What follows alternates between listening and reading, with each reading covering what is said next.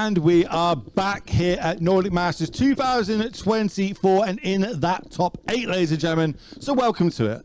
First off, let me introduce ourselves. My name is Will Hall, better known on the internet as Will Hall EXP, and I am with the current player of the year, the current Pro Tour champion in Modern as well, my friend. It is Simon Nielsen. How you doing, my friend? It's been a long weekend, and we are here. We're in that top 8.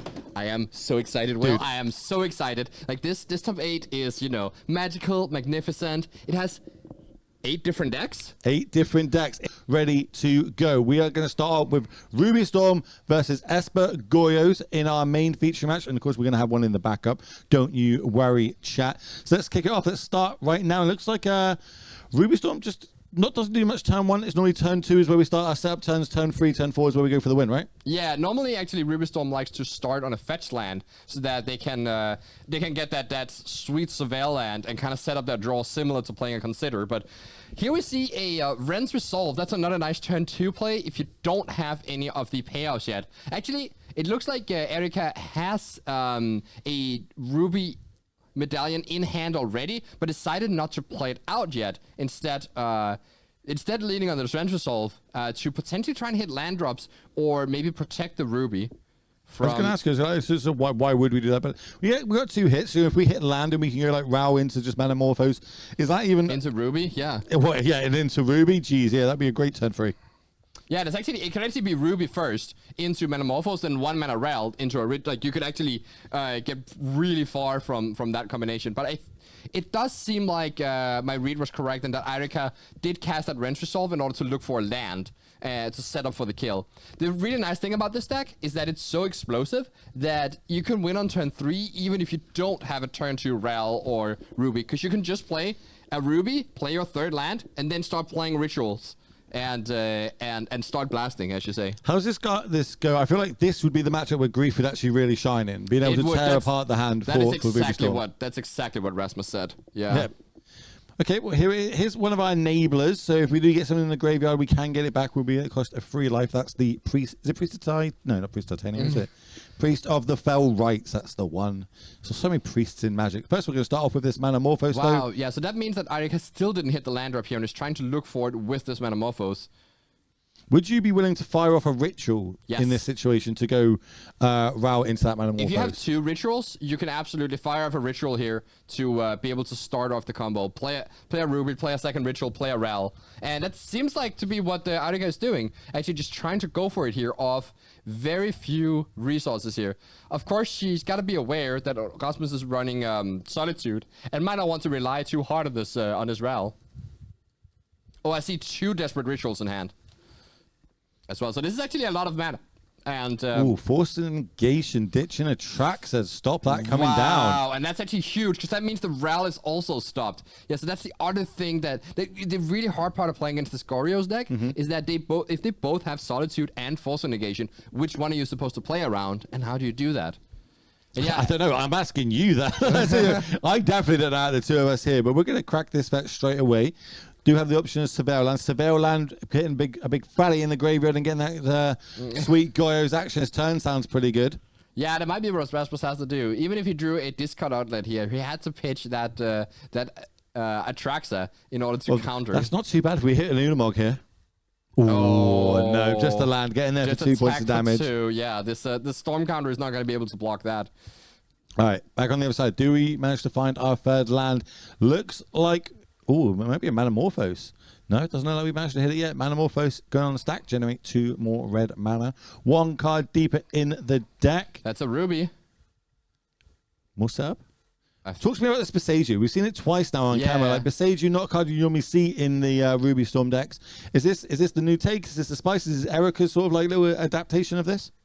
You can see it sometimes. It's essentially just a way to answer certain permanents that are problematic, like rule of law type cards, as like, you know, a part of your land base.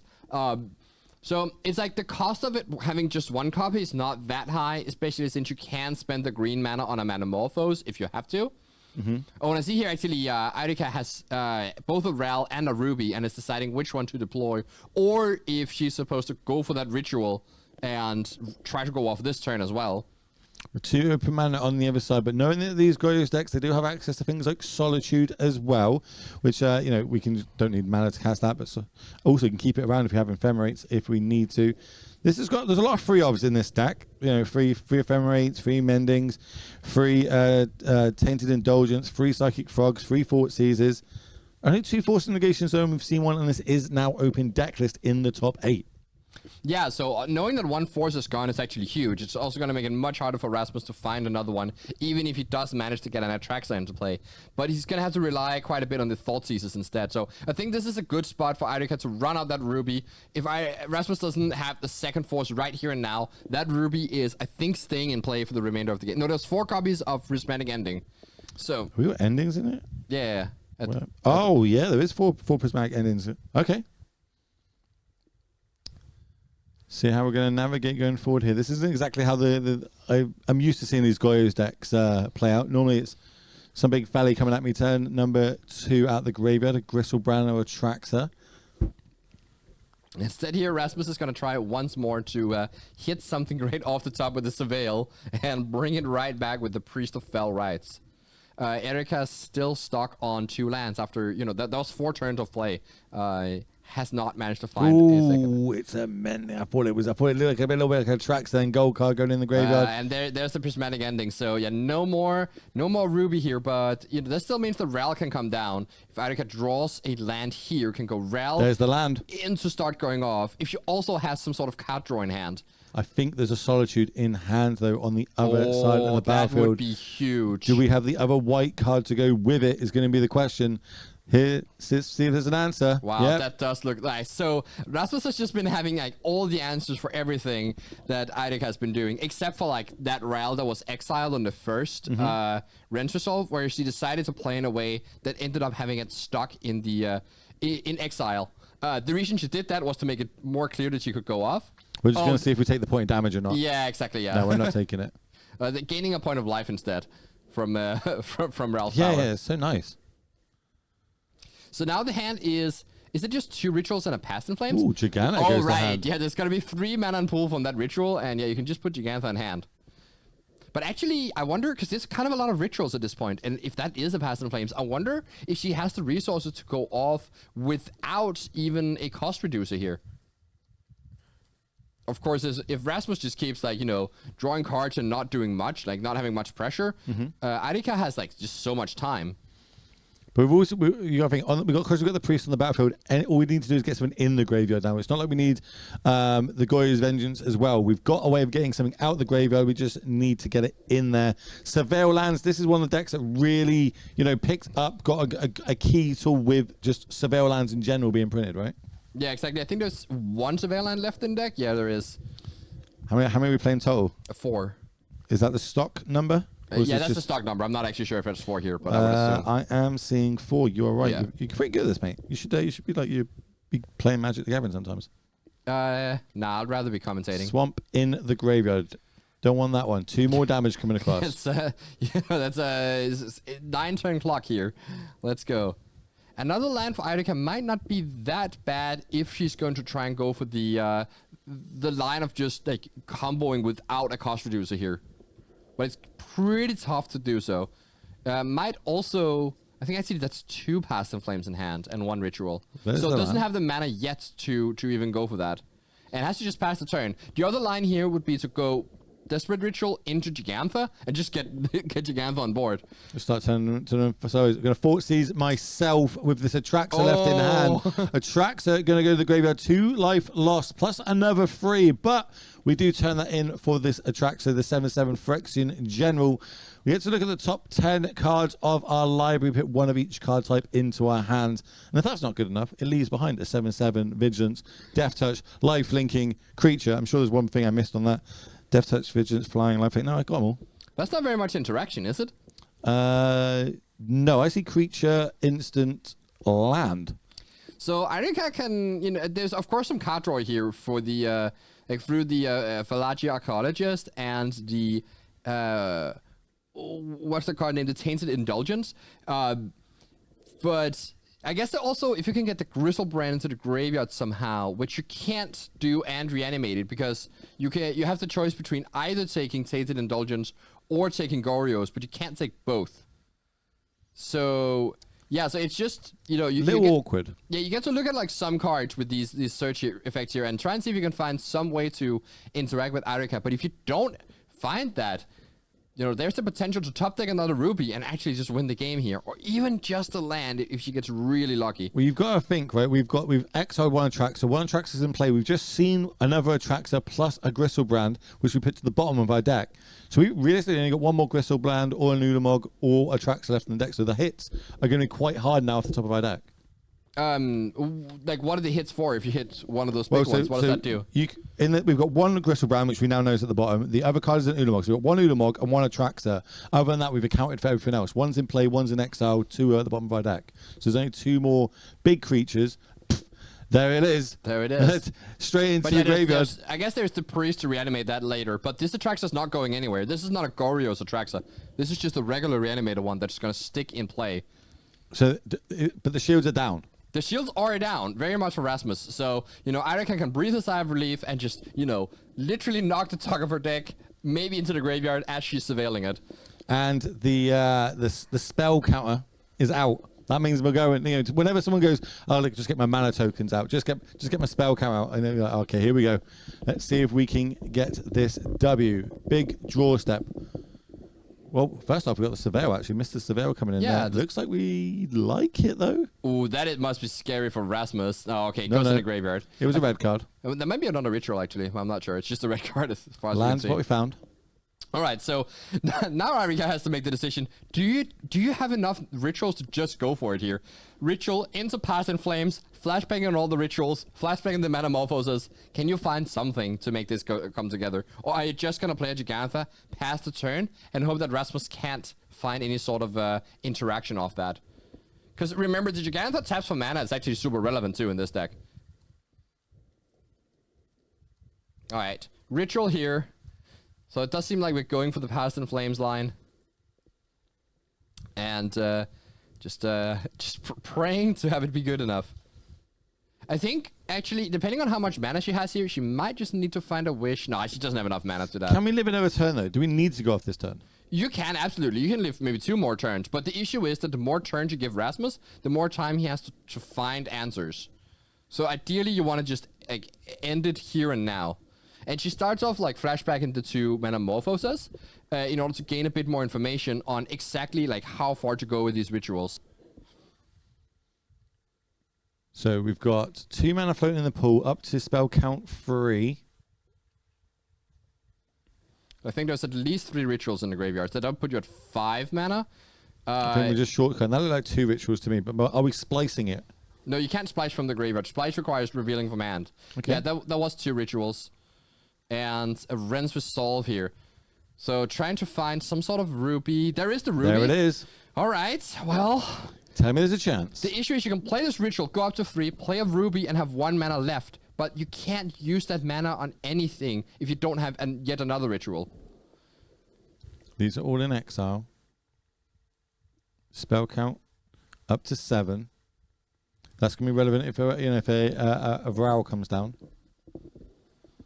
Going through all of our options. How can she pull a win out this turn? Or do we have to switch gears and go take the foot off the gas a little bit, try and set up for a future turn? We've got a little bit of time. Yes, there is a big 7/7 of Phyrex in general on the other side, but we're at 17 live. We can take a hit or 2. Yeah, I actually think there is some merit in waiting here. Because then you play around Prismatic Ending that way. Next turn, you can go Ruby Medallion into Past in Flames, into going off again. So you don't necessarily need to play it out here. The issue with that line is that if Rasmus just has like a Thoughtseize for your Past in Flames, for instance, it doesn't work. If Rasmus finds a Force Negation, I guess you might be in a bad position anyway. So you see Eiríka here. They have the open deck lists here. Yep. And she's asking Rasmus, how many do you have? Okay, so it looks like... With 2 being used and yeah, there's just 4 in total. Flashbang another here. Playing another one of those draw 2s here.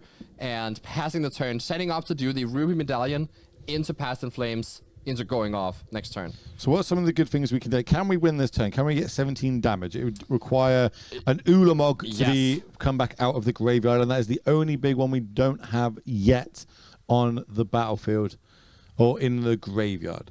But I think that's the only line of ending the game this turn, so to speak. Ooh, so it seems like Rasmus is just going for the Unearth on Priest of Fell Rites, getting another Atraxa, and trying to find a Thoughtseize. Okay. Well, there's Ulamog? Ulamog was top hard.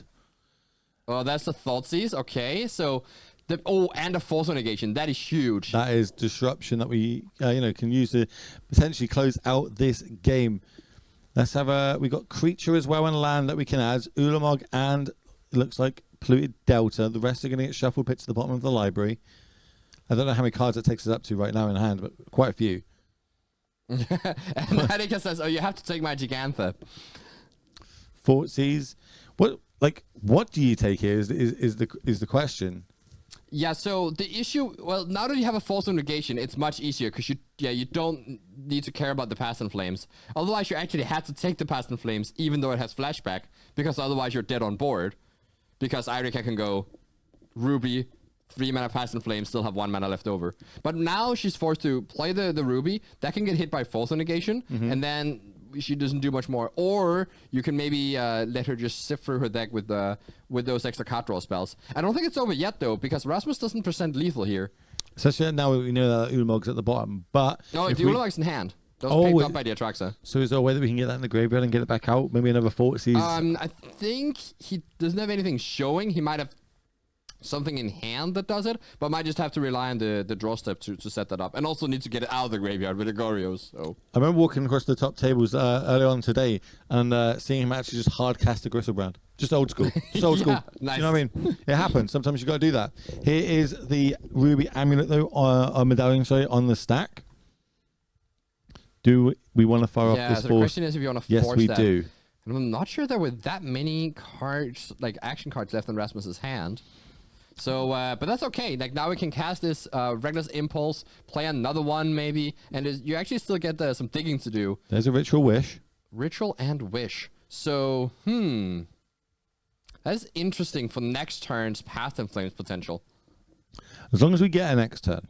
That's the a big thing. question, yeah. There is an Atraxa on the battlefield, but we are at 10 life, so can take a hit off that as long as nothing else comes out of the graveyard with haste. Didn't get good. Is that another Past in Flames in hand that we drew for the turn? Is that the unknown card? Oh, it could be. There's only 3 copies in the deck, so wouldn't be the most fortunate scenario, but that could happen. It might also be a Valakut Awakening, to be fair. There's a Valakut Awakening at least like in the exile there, and one line that Eiríka can take is Desperate Ritual into Valakut Awakening, so just like turn that Gigantha and some of the other cards into new stuff. That's a big advantage of playing Gigantha in the deck. Oh, I wonder if so I was thinking that maybe the life totals weren't actually correct, because it seemed like Eiríka's life total were higher than it should have been, and it seems like she's actually dead on board. All right, well, that's game 1, going to Goya's Vengeance. That was on the draw.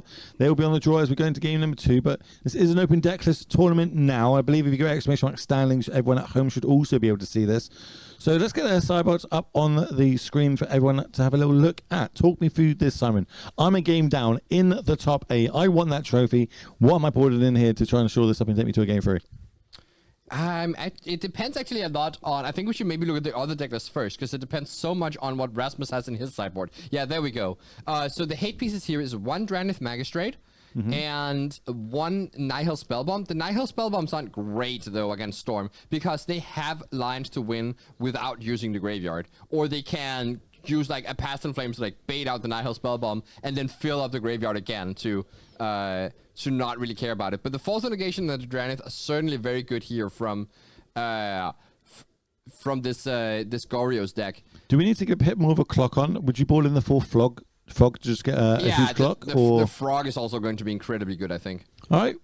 Well, to Fairies, to me, I'm like, oh, they're playing loads of spells. To Fairies going to be great. They can't have any interaction, but they don't really do that anyway, this Storm deck. It stops like Veil of Summer, which might have something to say, but otherwise the Fairy doesn't actually interact very much with what the Ruby Storm deck is doing.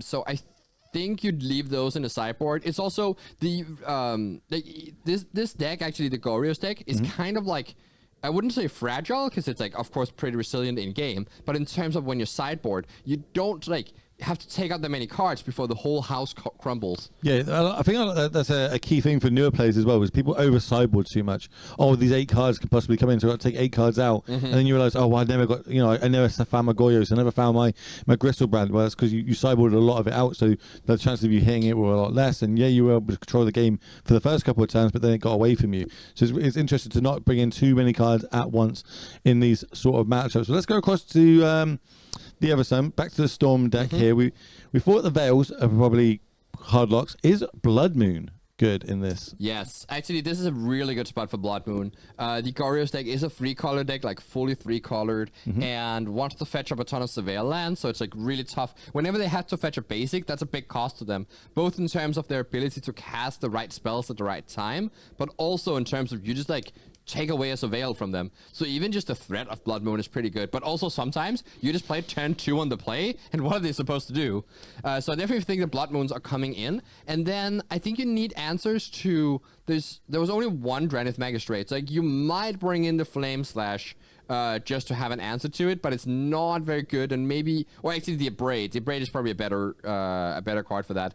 It's, it's not super pretty, but, maybe if you have to, you'll do it. The Storm deck is even more so than the Goryo's deck, vulnerable to oversight boarding. So she's gonna, like, try and pace herself a bit and not do too much. All right, interesting. Let's see how this pans out. Let's see how they're getting on, shuffling up. We are off to the races. Turn number 1, Surveil. Turn 2, here comes the Ruby Medallion. And it looks like it's resolving. Yeah, so no Thoughtseize for Rasmus. That's one of the cards he was mulliganing for. No Forced Negation, one of the cards he was mulliganing for. At least does have a second land here and a Psychic Frog, but you see how unenthusiastic this is being played. I'm not sure Rasmus sees it as a benefit that he got to mulligan to 5. It's not huge, but here we are. Yeah.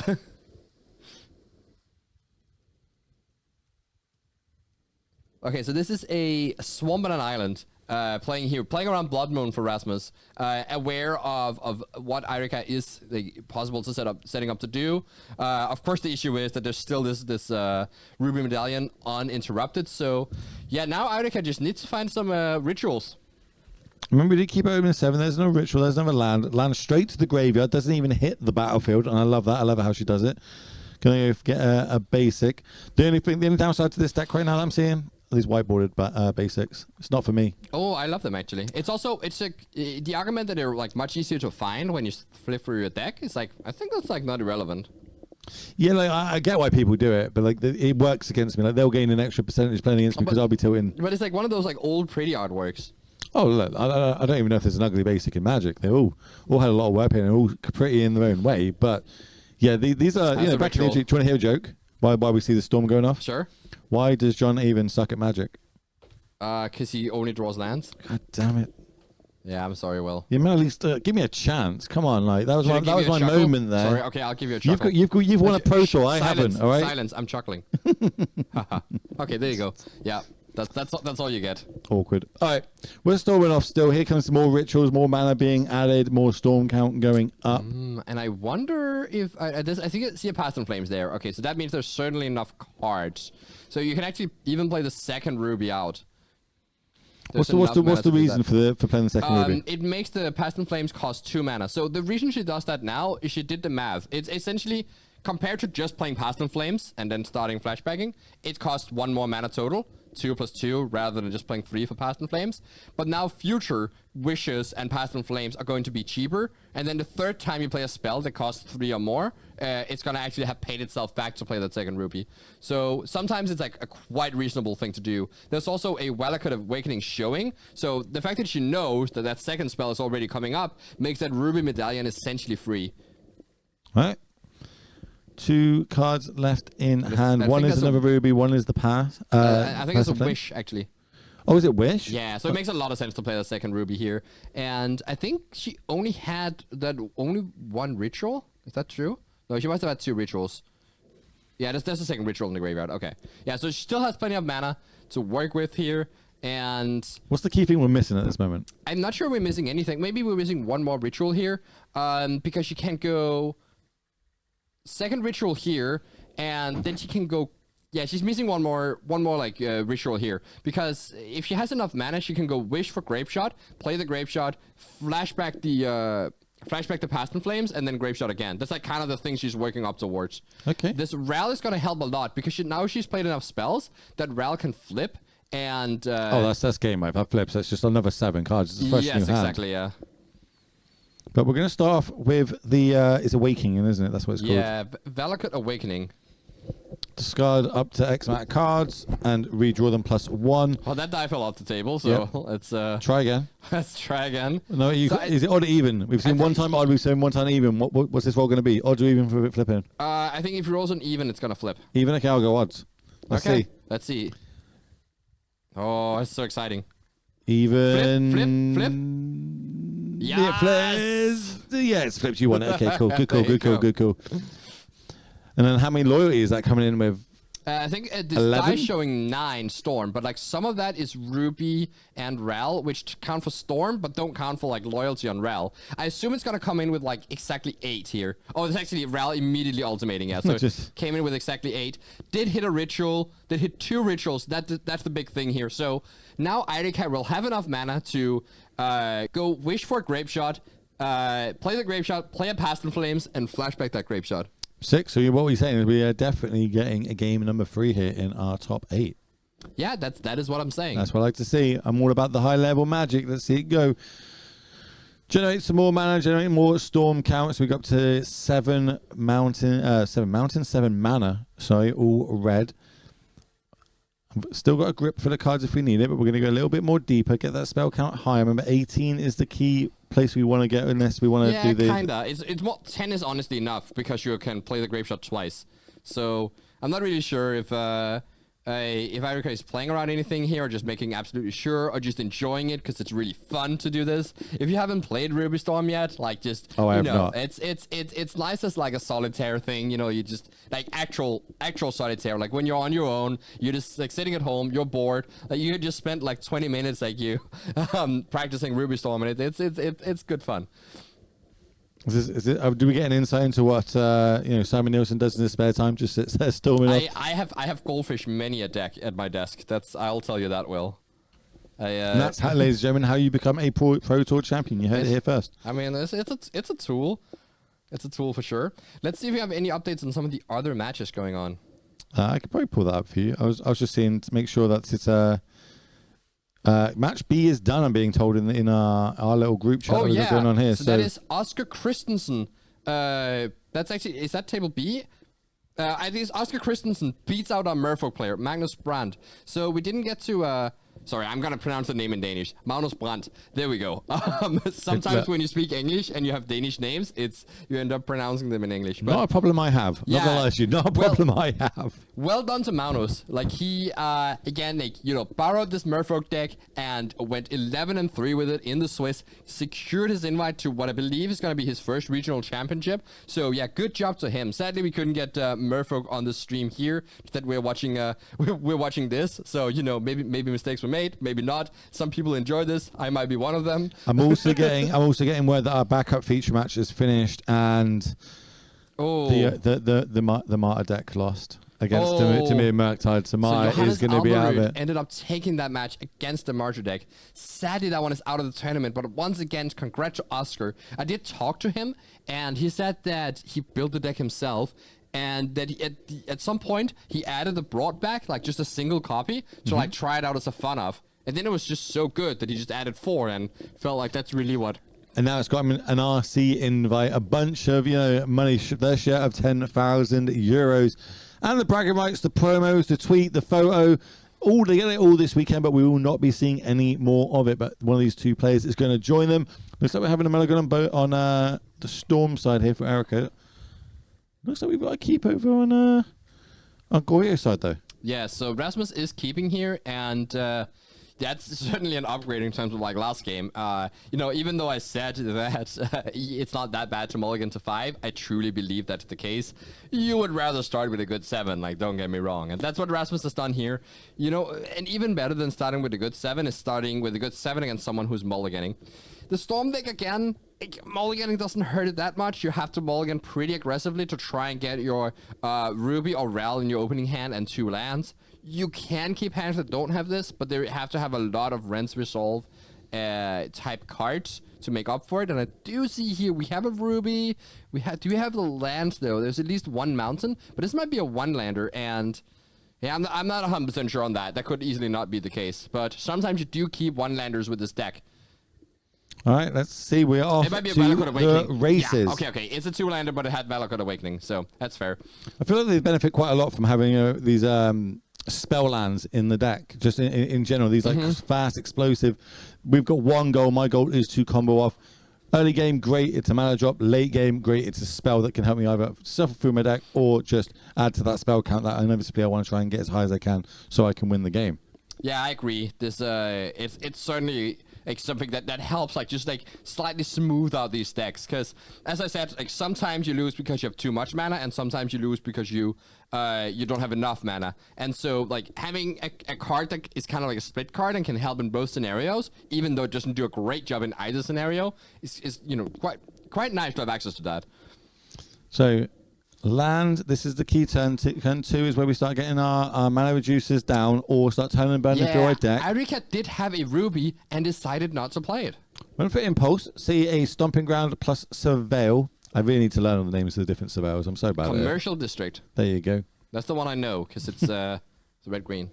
Was that the one played in Nardu or anything like that? Because played in Valakut. Oh, don't act like Valakut's good in 2024. Come on. Not even in your hands. In my dreams, though. It's so good in my dreams. You wouldn't even believe it. Holy smokes. We're going to draw 2, discard 1, and that 1 is a Traxxer. So pretty good so far. We're doing the thing. Yeah, so that's what I've been saying is that when Rasmus is on the play, he does have the space to take off turn 2 to set this up, which is really nice. Now you can go Goryo's Vengeance and on the Atraxa if he has one, and then try and draw into some answers. That is not a Vengeance though. That's just a Psychic Frog. I think we've got a bunch of land in hand, right? It looks like a lot of lands. It looks like a lot of plus counters on this frog. Yeah, looks like a lot of +1/+1 counters. So this really might depend on, well, it's just a tap land there, yeah. Really might depend on how good Eiríka's hand is at going off here, but it also seems to be maybe a bunch of lands. Here I see, 2 lands in hand, 2 lands in exile. I think there's a ritual as well, so maybe you can stitch this into something. Starting off with the Ruby Medallion. Does this resolve? Thumbs up. Yes, it does resolve. I suppose if this resolves or not depends on which one of these lands we play from exile, right? If it gets countered, I'm playing the Surveyor one. If it doesn't, I'm going to shock this in, take the 2 damage, and start chaining these spells off. Yeah, so we even Eiríka might have had a ritual, but decided not to go for it. 2 rituals from the top, though, is going to make sure that at least next turn, if this Ruby sticks around, it's going to be fireworks. I'm being told this is the last game in the room, so we must have a result of the other backup quarterfinals that we've got. Go on, you do the Schnurker. That one? So it looks like Oscar won, Mark Thompson won on... Yeah, so that's the Amalia deck actually taking down Elias Watzfeld. That's strong. This also happened in the Swiss actually. This was Elias's 3rd loss was to Thomas, and now it's happening again. Speaking of happening again, here's a Tainted Indulgence, drawing 2 and discarding after the Psychic Frog hit. Discarded a few lands just to amp up the clock a bit. Here's a second Attraction in the graveyard. Doesn't make a difference.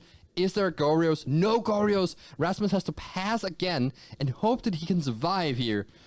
Hope is the key word, because this turn might just be the last one. So many rituals, so much mana. Now we've just drawn that Awakening as well. I think we can at least turn for our deck a little bit more if we want to. How is she going to navigate this? This could be the game-winning turn. Absolutely. It might be a Rent Resolve, actually, that was drawn for turn. I'm not sure. Either way, that would be a good draw here, because now that Eiríka has clearly enough mana, she's going to be bottlenecked on cards. And so what you want is just card draw that draws more cards. Yeah, it's Rent Resolve here. That good enough for you? Yeah, that's Another 2 cards. absolutely Is that good enough for you? Oh, yes, it is. Escape to the Wilds. This is Eiríka's own innovation to the Storm deck. She said that she wasn't too happy with Glimpse the Unthinkable, wasn't too happy with Galvanic Relay, because with Galvanic Relay, you have to wait a turn until you can go off again.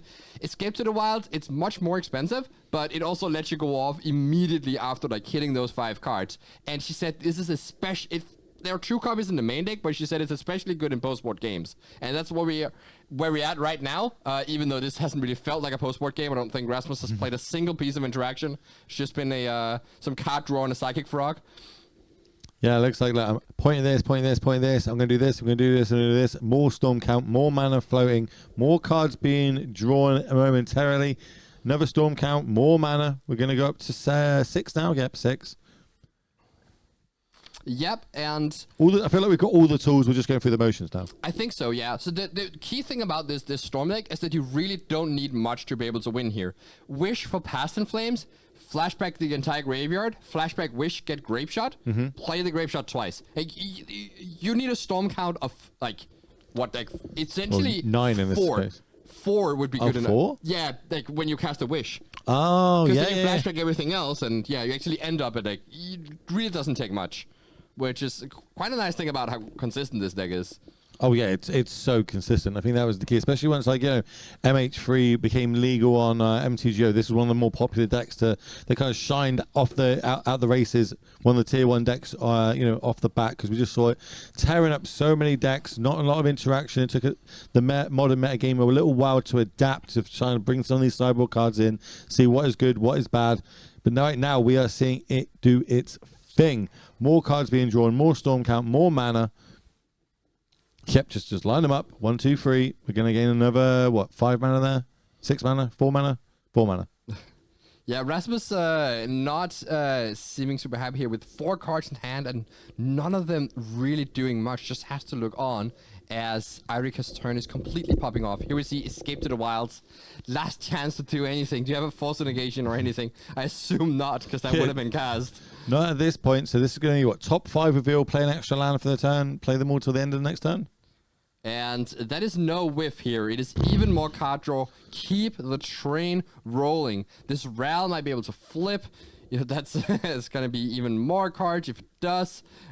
She might also want to not even engage with that, because clearly Rasmus must have a Solitude in hand. There must be something in the hand. What's the fail rate? Why am I not scooping my cards up right now? Well, I think Rasmus just enjoys his camera time. Don't blame it. I think the fail rate at this point might be 1 or 2%. It's really hard to say because there's a lot of stuff going on at this point. I think with the Ral, you also have to lose a bunch of flips, and that seemed to not be the case here. It was an even roll, which should flip the Ral. Yeah, remember off Escape, you're allowed to escape to the wild. You are allowed to play a second land for the turn. And we see here the Ral, not even bother getting actual flipped, just looking at the top 8 cards as that ultimate is happening. I appreciate the shortcut. I like playing Magic when I get to shortcut as well. Me and my opponent, yeah, cool. Land go, I'm going to shuffle while you take your turn. I'm all about that. Lots of mana here, but actually not many cards. So this is the fail case here. Well, it would have been a fail case if not for that Past in Flames in the graveyard. So Eiríka has enough. Double Braid on the frog. Double Braid on the frog, yeah. There's 2 attacks. Oh, discard him. Get rid of him. There's all 4 tracks to draw for Rasmus. That is not the right combination of cards to make anything happen here. I think it's 2 Atraxas and 2 lands, maybe. I feel like she was just look, you can have a little interaction here if you want. You can do something. I know I've took a while, but I'm going to get there. But you can do some stuff. You can discard some cards if you want to. Yeah, so these rituals here will make it so that the Past in Flames can be flashed back, and so Escape to the Wilds can be flashed back. So we're not done yet. Eiríka would have to break on so many cards from the top in order to not get there here. There's also going to be this, looking at 2 more cards with Reckless Impulse. Okay, that's 2 bricks, sure. Cresting Druid, Seek the Beast. Looking at 2 more. That's more another way to go through the deck. Yeah, we're just moving the lands out the way now. At this point, we're just the only thing she needs now is a Wish. A single Wish is gonna end the game immediately. So let's say all 3 wishes are the very 3 bottom cards of this deck. Will we see a whiff? I think she can get there, especially now she hit the second. Oh, actually, she doesn't have any green mana. She does have a Metamorphosis. Yeah, we've got Metamorphoses, I think. Yeah, okay. So I think she'll be able to draw her entire deck here. That's my All right. call. We're still going. Storm count is at, what, like 15, 16 now? More than enough. A gazillion. Yeah, Let's go I think it's just a gazillion. 20 maybe, actually. Oh, it's 16. Okay. Just maxed out the D20. Yeah, it's gonna be enough. That's for sure. Going through more rituals. More mana. That's an extra 3 rituals, plus the Manamorphose. Yeah, I think at this point she's just like shortcutting and cutting quickly. She knows that there's not much fun to sit and play against, and we also kind of move on with our days. So we appreciate the shortcutting. Eiríka. Yeah, I got a flight to catch later on today. If we can exactly. shortcut a little bit here, that'd be great. Ral coming down. One spell will flip it and give it a gazillion loyalty counters. I wonder, did those Metamorphoses get cast without making green mana, or is the green represented somewhere else?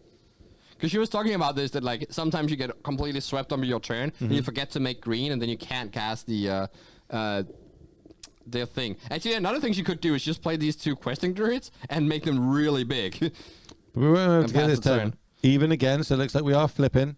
Classically, move the one that's flipped into the graveyard, and the one that's not flipped to where the other one is. Sure. Okay, shortcut at its finest. I love it. Look at the top 4. There's a wish. The wish has been found. And she might just reveal that wish and... Wish. Tell you what I'm going to do. Do this. Flashback. Wish again. Win the game. Yeah, maybe Rasmus asked, do you have the grave shot? Can I see it in your sideboard? Is it there physically? And Eiríka will say, yes, it is. Here is 29 damage to you. Handshake. We are going to see Ruby Storm in our top 4, ladies and gentlemen. Well, it's good to see these games because, 1, some people might not know what's going on. 2, you know how to play against it. What are the key pieces in this matchup? And 3, it's just awesome when you see, like, you get to go through your deck. Not when you're playing against it, you feel like, but when you're playing it and watching it, you're like, yeah, that was a pretty cool time. I think what Ruby players should be doing is bringing like a mandala or like a Sudoku book or something, and you just get Pokemon Go out on their phone, start doing a little raid battle. Yeah, sure. Exactly. Yeah, just like get your opponent engaged while you're doing your thing, right? So you both have something fun to do. It is what it is, but that is the round of we're in the quarterfinals. It's the end of the quarterfinals, which means we need to just go quite quickly away, turn it round, come back with the semifinals momentarily. So on that one, I'm Will. That's Simon. It's Don't me. go anywhere. We'll see you shortly. Bye.